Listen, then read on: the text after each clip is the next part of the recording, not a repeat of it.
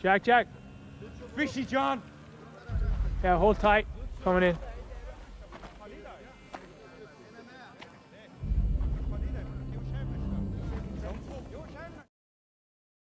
The film began on October 7, 2001. As a follow-up to the terror events in 2001, the American side lowered 1,300 soldiers to attack Afghanistan until in 2011, the number of troops are increasing, reached 9,000 soldiers, and in those days, the American side have recruited 50,000 Afghans that they assigned as translator. In addition to getting a monthly visa, they were also promised to be given opportunity to migrate to America until March 2018. Precisely in Lashkargah, Afghanistan, looks one unit, American forces led by Sergeant John Kinley, having to experience unwanted events. There's a truck driver who doesn't want his car checked suddenly away, and immediately the car exploded. That killed one person, a soldier and an interpreter. After the disaster, Sergeant John returned to the military base. There he asked for one person, warriors and one man, a new translator to accompany him on an assembly mission, Taliban forces weapons. One soldier has now joined John's army, and one of the selected translators was Ahmadullah. And what was your profession before this? Mechanic. You good with cars? Anything with an engine. Oh, yeah? This Ahmad mastered 4 languages and is an expert in the field. Car engine.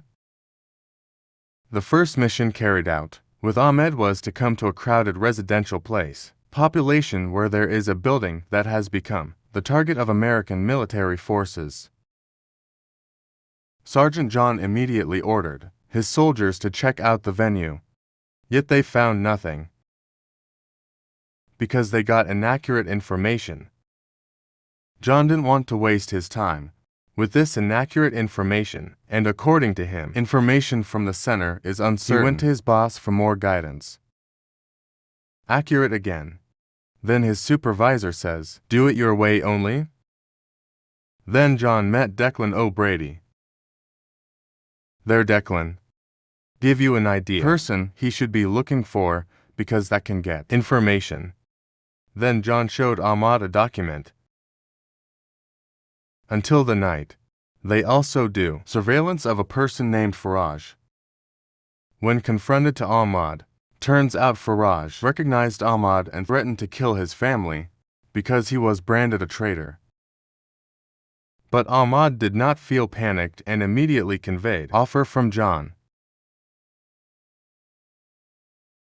And finally Faraj agreed, after getting money tips. There Ahmed asked about the location of the Taliban bomb assembly.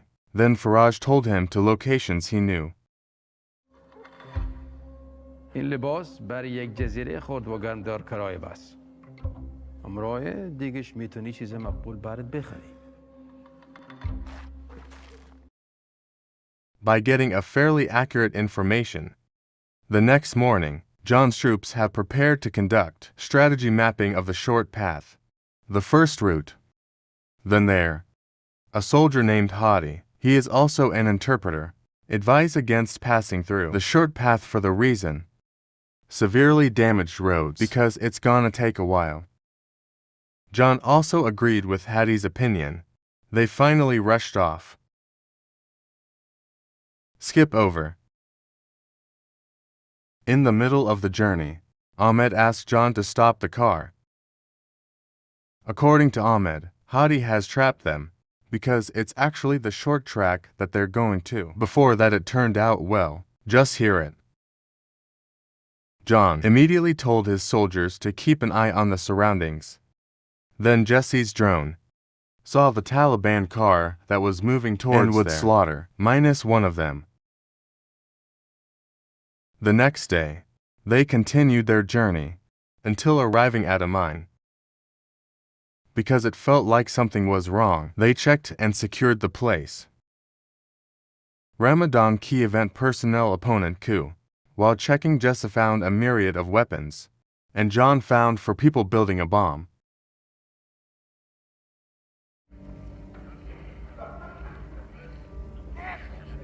Not long after, the Taliban, who knew the coming military, the Americans immediately attacked from all directions.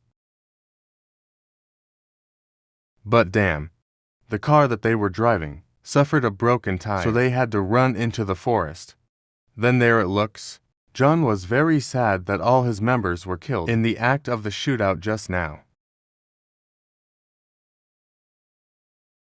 In the morning, John, who had woken up first, he then woke up Ahmed to immediately hurried away because he remembered the many Taliban troops that had been roaming around the woods. Chapter already say. Then John and Ahmed, who felt surrounded, decided to turn around and choose a new street. Until the afternoon they found there is an empty house that they will make as a place to rest. In the meantime, Taliban forces kept the search going until dark night. The next morning, over radio belonging to the Taliban that John had stolen, asked Ahmed to translate the conversation. The Taliban troops from the radio. Taliban troops on the radio saying that they saw an empty house. Hearing that thing, John and Ahmed immediately rushed to leave. But when John was about to be put in the car, suddenly the Taliban was pinned down by Ahmad, which turned out that he was still alive. Ahmad is still in good condition. Immediately helped John, who was currently shot and powerless. Then Ahmed, make a stretcher to take John away from the venue.